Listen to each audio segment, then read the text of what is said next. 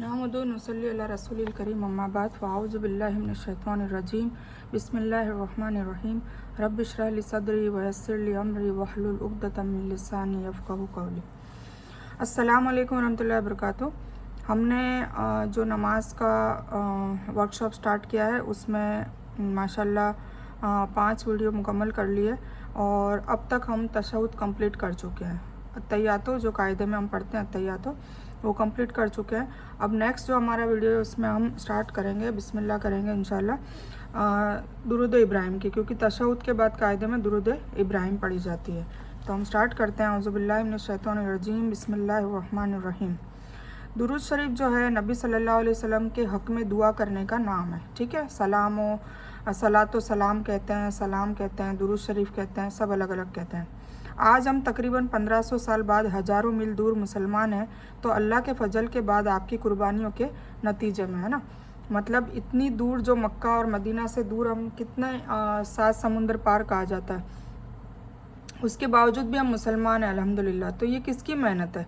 एक तो अल्लाह का फ़ज़ल है, अल्लाह की बहुत बड़ी मेहरबानी है, अल्लाह की नेमत है जो हम समझते नहीं है कि हम मुसलमान हैं। और हुजूर पाक सल्लल्लाहु अलैहि वसल्लम की सारी कुर्बानियाँ, उनकी जद्दोजहद, उनकी मेहनत, उसकी वजह से आज हम यहाँ पर इतने दूर मुसलमान बैठे हैं और 1500 साल बाद। ठीक है, दिन भर की थकन के बावजूद आप सल्लल्लाहु अलैहि वसल्लम ने किसी कबीले को दावत दी थी, तो हो सकता है कि मुझ तक दावत उस कबीले से पहुँची हो, है ना। फ़लाना फ़लाना आदमी से मुझ तक दावत पहुँची हो, इस तरह सोचते हुए इस बात को महसूस करें कि आपकी हर कुर्बानी का मुझ पर एहसान है, करोड़ों करोड़ों एहसान है। अब हम उसके बदले उनके लिए क्या कर सकते हैं? तो उनको ना हम खाने पर बुला सकते हैं, ना उनको कोई तोहफ़ा भेज सकते हैं, ना उनके लिए उनकी कोई खिदमत कर सकते हैं। तो उनके लिए हम क्या कर सकते हैं? तो ये भी अल्लाह ने बहुत बड़ा तोहफ़ा दे दिया कि हमारे रसूल सल्लल्लाहु अलैहि वसल्लम के लिए हर उम्मती उनको दुरूद इब्राहिम, दुरूद शरीफ भेजेगा। और इसीलिए इसकी इतनी बड़ी अहमियत है, इसीलिए नमाज में कसरत से इसको भी पढ़ा जाता है। जैसे कि सूरह फातिहा के बिना ये नमाज मुकम्मल नहीं है, इस तरीके से इस हिसाब से तशहुद और दुरूद इब्राहिम के बिना भी ये नमाज मुकम्मल नहीं होती। तो सोचिए, हर उम्मती जो नमाज पढ़ रहा है वो हुजूर पाक सल्लल्लाहु अलैहि वसल्लम का भी हक़ अदा कर रहा है। तो और साथ साथ में ऐसा नहीं है कि सिर्फ हम उनको दुरूद भेज रहे हैं तो उनको पहुंच गई, उसका सवाब भी हमें मिलता है। और सबसे बड़ी बात यह है कि हुजूर पाक सल्लल्लाहु अलैहि वसल्लम हमारे दुरूद का, हमारी दुआओं का, ये दुआ ही है ना कि हम दुआ करते हैं। अभी हम इसका तर्जुमा समझेंगे तो समझ में आएगा कितनी बेहतरीन दुआ करते हैं हुजूर पाक सल्लल्लाहु अलैहि वसल्लम और हुजूर पाक सल्लल्लाहु अलैहि वसल्लम की आल के लिए, तो और उनके उम्मती के लिए भी। तो वो जो है, जो हम दुरूद इब्राहिम या दुरूद शरीफ कुछ भी हम अल्लाह हुजूर पाक सल्लल्लाहु अलैहि वसल्लम को सलातो सलाम भेजते हैं, तो वो उससे बेहतरीन जवाब हमें वापस देकर वापस भेजते हैं। तो उनकी ज़ुबान से, उनकी पाक मुबारक ज़ुबान, उनका पाक मुबारक दिल से जो दुआ निकल के हमारे लिए आती है, तो सोचिए कि उसकी कितनी बड़ी नेमत होगी, उसके कितने बड़े इनामात होंगे, उसकी कितनी बड़ी फजीलत और अहमियत होगी। तो ये समझने की ज़रूरत है। तो हमें हर जुम्मे के दिन भी दुरूद शरीफ, चाहे छोटी हो चाहे बड़ी हो, जो भी आपको आती हो, है ना, तो आप कसरत से हमें जुम्मे के दिन हुजूर पाक सल्लल्लाहु अलैहि वसल्लम को सलातो सलाम भेजनी चाहिए। और हुजूर पाक सल्लल्लाहु अलैहि वसल्लम ने जो हक़ अदा किया है, तो हमारा भी फ़र्ज़ बनता है कि हम मरते दम तक हुजूर पाक सल्लल्लाहु अलैहि वसल्लम को दुरूद शरीफ सलातो सलाम भेजते रहें। ठीक है, तो नबी सल्लल्लाहु अलैहि वसल्लम को तो अज़र मिलने वाला ही है, चाहे हम दुआ करें या ना करें, है ना। बेशक उनको तो जन्नतुल फिरदौस में आला से आला मुकाम मिल चुका है, हमें उनको हमारी दुआओं की ज़रूरत नहीं है। पर उसके बरक्स क्या है, हमको सवाब मिलता है और हमें वो दुआ मिलती है। हमारा उनके लिए दुआ करना दरअसल हमारे लिए एजाज़ है ना, हमारे लिए बहुत बड़ा मर्तबा है कि दुआ करने पर उल्टा हमें उसका सवाब भी मिलता है। और जो कोई नबी सल्लल्लाहु अलैहि वसल्लम पर 1 मरतबा दुरूद भेजेगा, अल्लाह ताला उस पर 10 मरतबा रहमत भेजते हैं। इसके अलावा भी हमारी 10 नेकियां हमें मिलती है और 10 गुनाह हमारे मिट जाते हैं और हमारी परेशानियां दूर होती है। इसके अलावा भी मतलब दुनिया में भी इसके बहुत फ़ायदे हैं और इंशाल्लाह आखिरत में भी इसके बहुत बहुत फ़ायदे होंगे। और सबसे बड़ा फ़ायदा ये है कि जो भी पूरे उम्मती में जो भी क़यामत तक हुजूर पाक सल्लल्लाहु अलैहि वसल्लम के बाद से, मतलब अबू बकर सिद्दीक़ रज़ियल्लाहु तआला अन्हु पहले सहाबा है, उनसे लेकर क़यामत का आखिरी मुसलमान तक जो भी दुरूद इब्राहिम दुरूद शरीफ कोई भी कसरत से पढ़ेगा और जिसकी सबसे ज़्यादा होगी वो हुजूर पाक सल्लल्लाहु अलैहि वसल्लम के उसका घर उसके इस तरीके से होगा, पड़ोस में होगा। तो सोचिए ये भी बहुत बड़ा इनाम है। तो हमें होड़ करनी चाहिए, हमें ज़्यादा से ज़्यादा पढ़ने की कोशिश करनी चाहिए। तो हम शुरू करते हैं। अल्लाहुम्मा सल्ली अला मुहम्मदिन व अला आली मोहम्मद। ठीक है, तो अल्लाहुम्मा, ए अल्लाह, सल्ली मतलब रहमत भेज, है ना। सल्ली मतलब नमाज पढ़ने को भी कहते हैं और रहमत भेजने को भी कहते हैं। तो सल्ली मतलब रहमत भेज, किस पर? अला पर, अला का मतलब पर, किस पर? मोहम्मद सल्लल्लाहु अलैहि वसल्लम पर। फिर व अला आली, फिर और किस पर? उनकी आल पर, मतलब उनकी नस्लों पर, उनकी जितनी भी नस्लें थी उन सब पर भी हम लोग रहमत भेजने की दुआ कर रहे हैं। फिर किसकी आल पर? मोहम्मद सल्लल्लाहु अलैहि वसल्लम की आल पर। ठीक है, तो ये हो गया अल्लाहुम्मा, ए अल्लाह, सल्ली दुरूद भेज मतलब रहमत भेज, अला पर, मोहम्मद सल्लल्लाहु अलैहि वसल्लम पर, व अला पर, आली आल पर, किसकी आल? मोहम्मद सल्लल्लाहु अलैहि वसल्लम की आल पर। तो क्या बनता है? ए अल्लाह, मोहम्मद सल्लल्लाहु अलैहि वसल्लम पर और मोहम्मद सल्लल्लाहु अलैहि वसल्लम की आल पर दुरूद और रहमत भेज। सल्ली अल्लाह का मतलब है कि ए अल्लाह, मोहम्मद सल्लल्लाहु अलैहि वसल्लम पर और उनकी आल पर रहमतों की बारिश फरमा, मेहरबान हो जा, नाम और दर्जात बुलंद कर। और बेशक उनका नाम क़यामत तक बुलंद है और मैदान हशर में भी मकाम महमूद पर बिठाए जाएंगे, सबसे आला और बुलंद मर्तबा होगा। तो सोचिए क्या शान है हमारे नबी की, हमारे सल्लल्लाहु अलैहि वसल्लम की।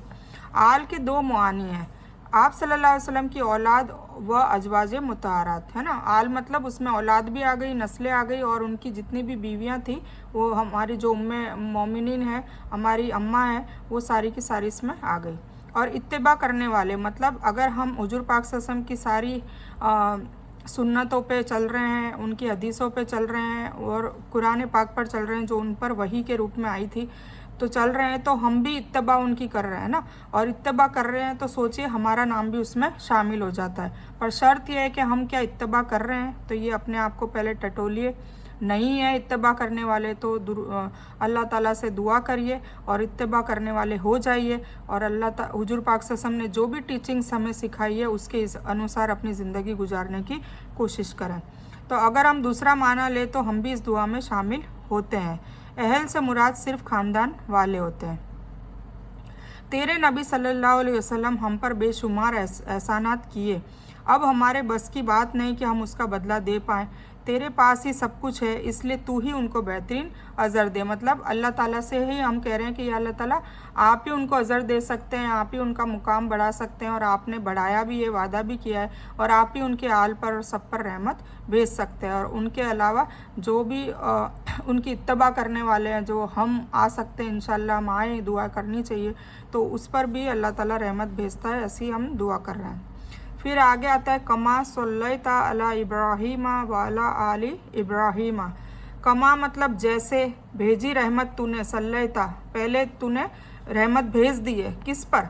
अला पर, किस पर? इब्राहीम अलैहिस्सलाम पर, व अला आली और उनकी आल पर भी, उनकी औलादों पर, उनकी अजवाज पर, जो भी इनके इत्तिबा करने वाले थे उन सब पर तूने रहमत भेजी थी। तो इस तरीके से हम एग्जाम्पल देकर बता रहे हैं कि जैसे कि तूने इब्राहीम अलैहिस्सलाम और इब्राहीम अलैहिस्सलाम की आल पर, उनके ख़ानदान, उनके अजवाज पर रहमत भेजी थी, उनके जो इत्तिबा करने वाले उम्मती थे उन पर रहमत भेजी थी, इस तरीके से तू हमारे नबी सल्लल्लाहु अलैहि वसल्लम और उनकी आल पर भी रहमत भेज। ठीक है, एक माना तो यह हो सकता है कि इब्राहीम अलैहिस्सलाम को अल्लाह ने ऐसी इमामत दी, ऐसा मुकाम दिया कि दुनिया के सब मुसलमान, ईसाई और यहूदी उन्हें नबी मानते हैं।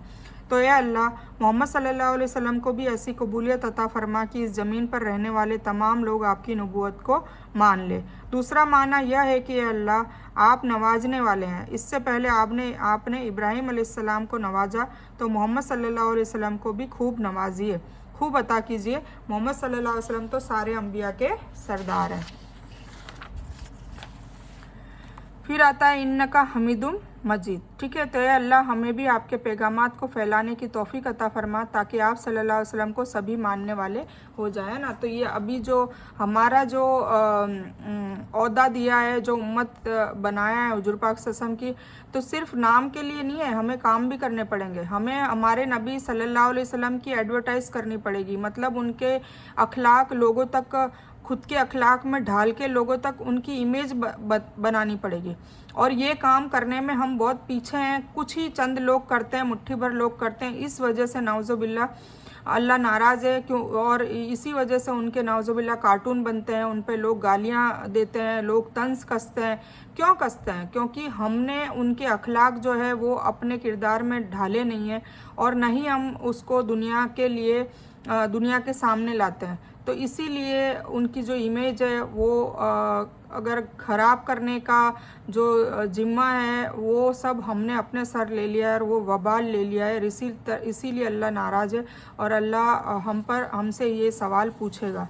तो ये हमारा काम है हुजूर पाक सल्लल्लाहु अलैहि वसल्लम की इमेज को लोगों तक, उनकी इमेज को बताना, उनके अखलाक, उनके किरदार को बताना, उनकी रिसालत को लोगों तक बताना, उनकी शरिया को बताना। पर अफसोस की बात यह है कि मुसलमानों को भी शरीयत नहीं पता, मुसलमानों को भी हुजूर पाक सल्लल्लाहु अलैहि वसल्लम की जीवनी नहीं पता। सिर्फ एक उनका जन्मदिन आता है तो बड़े बड़े केक लेके उनका बर्थडे मनाते हैं, और सड़कों पे निकल जाते हैं और लोगों को हैरान करते हैं। ये असली उनका हक़ अदा करने का तरीका नहीं है। उनका हक़ अदा करने का तरीका ये है कि उनके किरदार को एक एक लोगों के सामने लाया जाए, चाहे कोई भी नॉन मुस्लिम्स हो, चाहे यहूदी हो, ईसाई, उनकी अखलाक उनके बताए जाए, उनकी शरीयत बताई जाए, और वो हमारे अखलाक में ढालेंगे तब हम। जैसे कि मैं एक एग्ज़ाम्पल दूं कि गुरु नानक का नाम आते ही लोगों के दिल में ये होता है कि भंडारा, लंगर। क्यों? क्योंकि उनके जो श्रद्धालु हैं, उनके जो भक्त हैं, उन्होंने हमेशा लंगर खिला खिला के, खाना खिला खिला के, ये गुरुद्वारे में खाना खिला खिला के फ्री में उन्होंने एक छाप रख दी है कि है ना, गुरु नानक ने ये सीख दी है, ये मैसेज दिया है और ये टीचिंग्स दी है अपने भक्तों को, अपने अनुयायियों को, कि तुम लोग गरीबों को खाना खिलाओ, गरीब अमीर कोई भी। और एक यूनिटी वो दिखाते हैं, गरीब हो अमीर हो सब वहाँ पर बैठते हैं, और पाकी का भी वो बहुत ज़्यादा ध्यान देते हैं। उनके गुरुद्वारे साफ़ सुथरे होते हैं, है ना। तो हमने क्या कर रखा है, हमने दरगाहों में, पहली बात तो दरगाह का कंसेप्ट ही नहीं होना चाहिए। मस्जिदें होती है, पर मैं यहाँ इंडिया में बता रही हूँ कि दरगाहों में इतनी गंदगी फैली रहती है, कचरा कूड़ा करकट रहता है। तो ये मुसलमान अपनी इमेज खुद ही ख़राब कर रहे हैं कि ये लोग तो नापाक लोग होते हैं, गंदे लोग होते हैं, पाकी साफ़ी का कुछ नहीं है, जबकि इस्लाम में पाकी आधा ईमान बताया गया है। ठीक है, और फिर पाकी बॉडी की तो चलो ठीक है, फिर बॉडी के बाद दिल की पाकी नहीं है। चोरी, जारी, झूठ, गीबत, कीना, तकब्बुर, ये सारी की सारी चीज़ें उनमें पाई जाती है। तो बस हमें अल्लाह ताला से दुआ करनी चाहिए, अल्लाह ताला हमें हुजूर पाक सल्लल्लाहु अलैहि वसल्लम के जैसे अखलाक हमारे हो जाएं, हुजूर पाक सल्लल्लाहु अलैहि वसल्लम के नक्शे कदम पर हम चलने लग जाए, ऐसी हमें तौफीक अता फरमा, और हुजूर पाक सल्लल्लाहु अलैहि वसल्लम के पैगामात को फैलाने की भी तौफीक अता फरमा। ठीक है, तो ताकि दूसरे लोग भी हुजूर पाक सल्लल्लाहु अलैहि वसल्लम के किरदार को देखकर, और जब इस्लाम आया था तब यही तो था कि हुजूर पाक सल्लल्लाहु अलैहि वसल्लम के किरदार को देखकर लोग इस्लाम में आ जाते थे, कि जिसका नबी, जिसका रसूल इतना हमदर्दी है, जिसका रसूल का दिल इतना अच्छा है, उसका अल्लाह कितना अच्छा होगा। ये कहकर, ये कलिमात बोलकर लोग ईमान लेकर आते थे, इस्लाम पर आते थे। और अभी इस वक्त अगर कोई इस्लाम में आ जाए तो फ़िरका परस्तियों का देख देख के वो वापस भाग जाता है कि ये क्या हो रहा है, इतने टुकड़े हो चुके हैं, इतनी मलामत आपस में एक दूसरे को ही कर रहे हैं, नाउज़ुबिल्लाह। खैर, ये टॉपिक कहीं से कहीं चला गया, और बस ये है कि हम सबको अल्लाह ताला तौफीक दे और इतनी अक्ल दे, समझने की सीख दे कि भाई दीन एक ही है, हम एक ही उम्मती है, हम कोई टुकड़े टुकड़े नहीं है, हम मुसलमान हैं, हम इब्राहीम अलैहिस्सलाम की मिल्लत में हैं, और हम हुजूर पाक सल्लल्लाहु अलैहि वसल्लम की उम्मत में हैं। ठीक है, बस यही है, इसके अलावा कुछ भी नहीं है। और एक हमें अच्छा इंसान बन के रहना है, और इंसानियत दिखानी है, लोगों के प्रति अच्छे व्यवहार दिखाना है, और सिर्फ ऊपरी ऊपरी दिखावे के तौर पर नहीं दिखाना है, दिल से दिखाना है। तो ये अखलाक हमें लाने की ज़रूरत है। फिर आगे आता है इन्नका हमीदुम मजीद, बेशक तू। इन्नका मतलब, का मतलब तो आपको पता चल गया ना कि तू है ना, तू, तेरा। ठीक है, और इन्ना मतलब बेशक, तो इसको जोड़ दिया गया है। तो इन्नका मतलब बेशक तू है। तू है क्या है? हमीदुन मतलब, हमीद मतलब हमद से ये आता है ना, अल्हम्दुलिल्लाह, हमने हमद पढ़ा था, तारीफ़, शुक्र। तो तू तारीफ़ के काबिल है, शुक्र के काबिल है। कौन? बुजुर्गी वाला भी है, मजीद। ठीक है, कौन है? अल्लाह। तो अल्लाह के लिए हम क्या कह रहे हैं? बेशक तू तारीफ़ के काबिल है और बुजुर्गी वाला है। ठीक है, ए अल्लाह तेरा बहुत बड़ा एहसान है कि तूने ऐसे पैगंबर सल्लल्लाहु अलैहि वसल्लम को भेजा जिसने हम तक बात पहुंचाई और हर चीज़ की तालीम दी है। ए अल्लाह तेरा बड़ा एहसान है कि तू खूब काबिल तारीफ़ है। ए अल्लाह तू मजीद है, यानी जलाल व अजमत और बड़ाई के कामिल है, ज़बरदस्त है, इसलिए सिर्फ तू ही मोहम्मद सल्लल्लाहु अलैहि वसल्लम को बेहतरीन अज़र दे सकता है। तो इसका ये मफ़हूम निकल के आता है। फिर हम जैसे कि अल्लाहुम्मा सल्ली अला मोहम्मदिन वाला अली मोहम्मदिन, सल्ली लेकर आते हैं ना, सल्ली की जगह बारिक वर्ड ऐड हो जाएगा, उसको रिप्लेस कर देंगे। तो अल्लाहुम्मा बारिक अला मोहम्मदिन वाला अली मोहम्मदिन कमा बारकता अला इब्राहीमा वाला अली इब्राहीमा इन्नका हमीदुम मजीद। अल्लाहुम्मा ए अल्लाह, बारिक बरकत अता फरमा। पहले हमने बोला था रहमत अता फरमा, अब हम कह रहे हैं बरकत अता फरमा। अला पर, किस पर? मोहम्मद सल्लल्लाहु अलैहि वसल्लम पर। व और अला पर, किस पर? आल पर, उनकी औलाद और उनकी अजवाज और उनके इत्तबा करने वाले, उनके सच्चे पक्के उम्मती। ठीक है, सुन के सुन्नी होने वाले, सुन्नी नहीं, जबकि उनकी हर एक नक्शे कदम पर हर एक बात को फॉलो करने वाले उम्मती।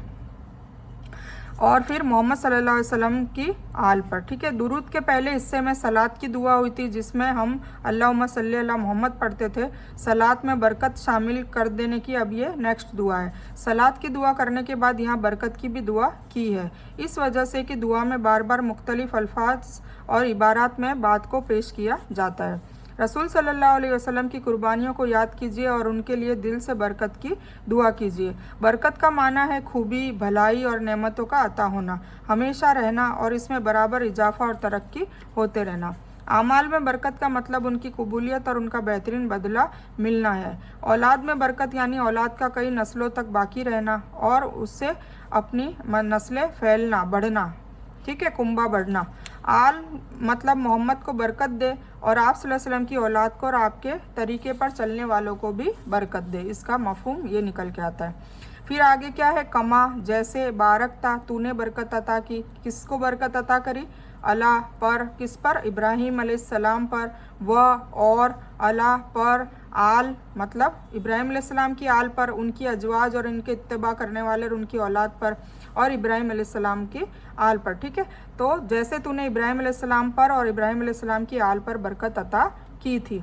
इब्राहीम अलैहिस्सलाम को अल्लाह ने ऐसी इमामत दी, ऐसा मुकाम दिया कि दुनिया के सब मुसलमान, ईसाई और यहूदी उन्हें नबी मानते हैं। तो ये अल्लाह मोहम्मद को भी ऐसी कबूलियत अता फरमा, इस ज़मीन पर रहने वाले तमाम लोग आपकी नबूवत को मान ले। ठीक है, इसके लिए हमें कोशिश करनी पड़ेगी और जो जितनी कोशिश करेगा उसको अल्लाह ताला इतना ही अज़र देगा, क्योंकि उनके प्यारे, उनके महबूब सल्लल्लाहु अलैहि वसल्लम की इमेज को अगर बढ़ाने के लिए हम आगे बढ़ते हैं तो हमें क्या करना पड़ेगा? हमें लोगों के पास जाना पड़ेगा और उनको अच्छे अखलाक से कभी खाना खिलाएं, कभी अलग अलग रहमत के काम करें और फिर उनको जाके ये बताएं कि ये सारी चीज़ें ऐसा हमें बरतने के लिए, भूखों को खाना खिलाना, पानी पिलाना, लोगों की मदद करना, मरीजों की इयादत करना, ये सब हमें हुजूर पाक सल्लल्लाहु अलैहि वसल्लम ने बताया है। वो हमारे गुरु हैं, वो हमारे पैगंबर हैं और उन्होंने बताया कि ऐसा करो, तब उनके दिलो दिमाग में उनकी छवि बैठेगी कि हाँ इनके गुरु ने इतना। और फिर हमें ये भी बताना है वो सिर्फ हमारे ही गुरु नहीं, वो पूरे इंसानियत के